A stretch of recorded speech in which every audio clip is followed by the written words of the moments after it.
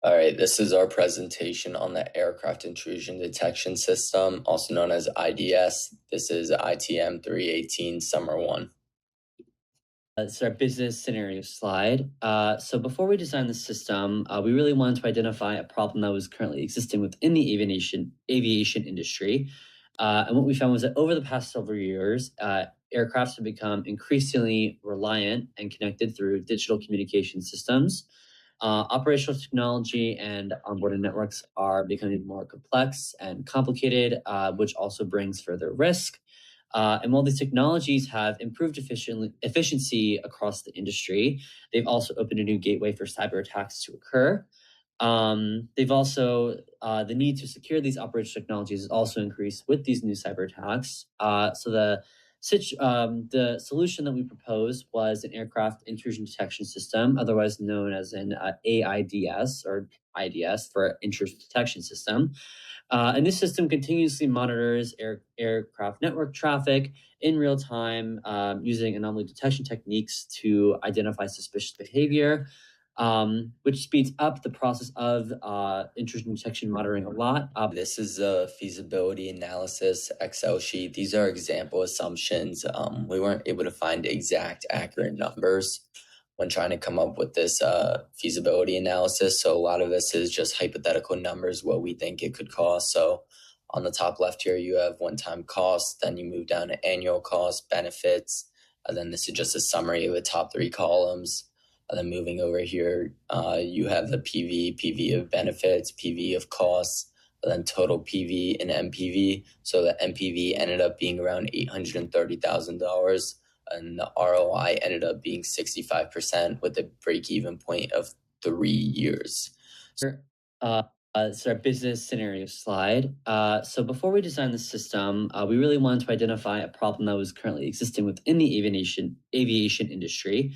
And what we found was that over the past several years, aircrafts have become increasingly reliant and connected through digital communication systems. Operational technology and onboarding networks are becoming more complex and complicated, which also brings further risk. And while these technologies have improved efficiency across the industry, they've also opened a new gateway for cyber attacks to occur. They've also the need to secure these operational technologies has also increased with these new cyber attacks. The solution that we proposed was an aircraft intrusion detection system, otherwise known as an AIDS or IDS for intrusion detection system. And this system continuously monitors aircraft network traffic in real time using anomaly detection. Okay, this is a feasibility analysis Excel sheet. These are example assumptions. We weren't able to find exact accurate numbers when trying to come up with this feasibility analysis. So a lot of this is just hypothetical numbers, what we think it could cost. So on the top left here, you have one-time costs, then you move down to annual costs, benefits, and then this is just a summary of the top three columns.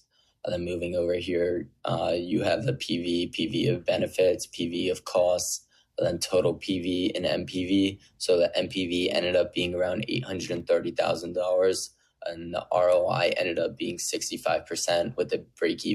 Okay, so after determining that the project was feasible, we can move on to the requirements definition. Starting with the functional requirements, these describe what the system must actually be able to do.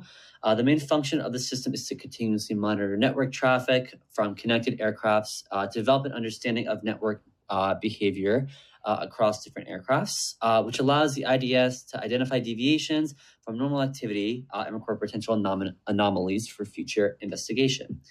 Once suspicious activity is detected, the system must alert cybersecurity analysts and provide them with enough information to investigate the threat. This includes calculating a risk score, providing a description of the detected incident. Analysts must also must be able to open, update, close, and continue to work on incidents as they investigate and respond to threats throughout the course of the investigation. And another major functional requirement involves audit logging. So this is a use case. This is only the first part of the use case because it was too big to fit on a slide. So we decided to call it the detect data and respond to aircraft network threats. And the specific use case has a high importance level. We decided to focus on the analyst for this specific one just so we could see what the analyst would do based on the reports of abnormal data from the IDS system. So basically, as you can see, they have preconditions in order to make the system operate right, and it would just run through the steps that the analyst should take in order to do their job effectively. This is level 0 diagram and context diagram for the data flow diagram. So we're going to start off with the context diagram a little bit. It all starts with aircraft network traffic heading into our actual system. And then the system could say, hey, this is normal data or this is abnormal data. And it could either go into various paths. It could go to analysts, security managers,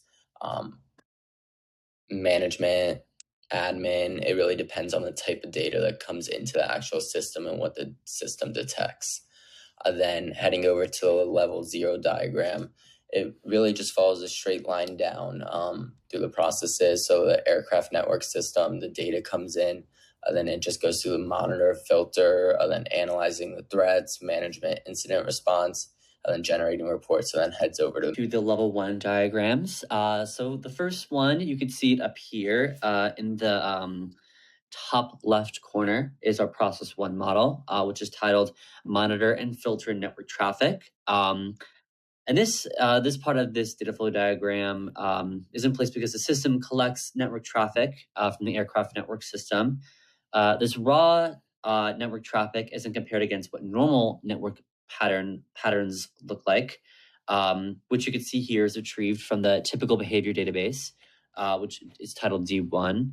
The system identifies activity that differs from normal behavior. It is classified as suspicious activity and recorded as a security event. And you can see it being stored here at 1.4 up into G2 security log, which then is stored there for future analysis. Moving on to process 2, analyze threats and alerts.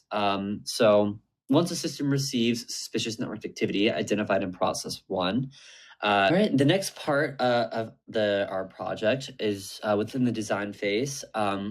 And in this, we focused on database normalization, which is very important to the software development lifecycle because the purpose of normalization is to organize the system's data in a way that reduces unnecessary redundancy and improves overall data integrity. On the left side is our original unnormalized table. And in this design, information about aircraft, network traffic, detected threats, incidents, and cybersecurity analyst is all stored in one large table. The problem with this structure, though, is that the information will be repeated frequently. For example, the same aircraft information could be duplicated for every network traffic record associated with that aircraft. And analyst information could be repeated also across multiple incidents. To address this issue, we normalize the database into third normal form, or also known as 3AF, which is shown on the right. The original table was separated into 6 related tables. Yeah, so this is an implementation testing. So the purpose of testing is to make sure that everything is working properly. The IDS systems, the users, the performance, everything is working properly, and there aren't going to be any hiccups when the IDS system goes live. So there's actually 5 main types of testing that we want to basically mention. So there's system testing, security, performance, integration, and user testing. So we're actually going to focus a little bit more on user testing, just as a little demo test plan of what could happen throughout all these testing phases. This is a conversion strategy that we think would be best. So we actually decided to use a mix of like 2.5 strategies. So the pilot conversion, we think we should send a group of users over there to test it out, make sure the IDS system is working properly, then move more into a phase transition. But on top of that, we want to be able to keep the old system running for at least 1 year to make sure the new IDS system is working properly and has all the required data in order to make informed decisions about where data should be going, if it should be going to analysts or if it's good to pass through. So then the user training on top of that, we do think that everybody that works on the IDS system should have a minimum of a little training for the whole system, just so in case something happens that all employees know how to do every step of the system. After all, this is the airline industry and there are people's lives at stake, so knowing how to do a little bit of every job is valuable. But they would specialize in, of course. Okay, this is a Google Drive link in summary for our IDS project. It provides a Google Drive link so you can see all of our files, Word documents, everything like that. Then the airline industry overall needs a system that could identify threats within the data. The specific project is feasible, but it requires a high level of security. It is the airline industry, so it's important that the security level is extremely high. And then the ROI and break even point both look in the positive direction, around 65% based on the example numbers, and in around 3 years.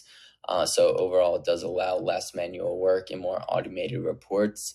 And with the proper procedures and structure when it comes to building this and planning it, this project should be implemented. But once again, security is extremely important due to the industry. So we do believe that this would cost a little more money than what our Okay, this is kind of our meetings information. So we ended up having around 5 meetings, but most of our communication was actually done over text message.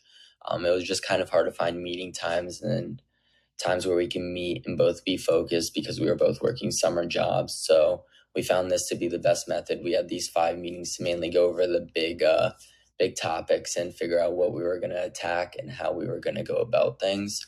But overall, it worked out pretty well. As you can see, we came up with actions. This is a job division slide, and we try to divide the work as evenly as possible. So on the left here, you could actually see the group member assigned work in the middle and then status on the right. This ensures that we are all doing the work equally.